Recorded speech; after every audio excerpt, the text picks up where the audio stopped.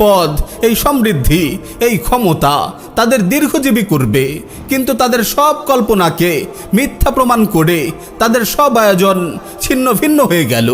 সব কিছু এমনভাবে নিঃশেষ হয়ে গেল যেন তারা এই পৃথিবীর কেউ না, তারা কোনো কিছুরই মালিক ছিল না কোনো কালে। এক টুকরো কাফন আর অল্প সুগন্ধি নিয়েই তারা খালি হাতে শুয়ে পড়ল কবরে।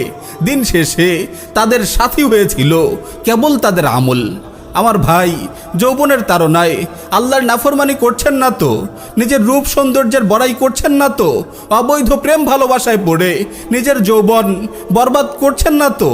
আমার বোন, আল্লাহর বিধান লঙ্ঘন করে নিজের রূপ সৌন্দর্য প্রদর্শন করে বেড়াচ্ছেন না তো? যৌবনের মোহে পড়ে আপনার রব থেকে দূরে সরে পড়েননি তো? একটু ভেবে দেখুন না, আপনার মতো কত তরুণ, কত তরুণী আজ শুয়ে আছে কবরের অন্ধকারে। কখন আপনার মৃত্যু এসে